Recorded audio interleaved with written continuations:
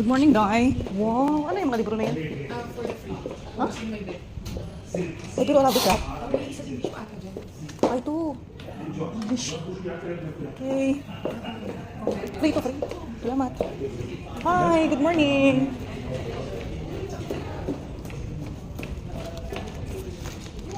Morning.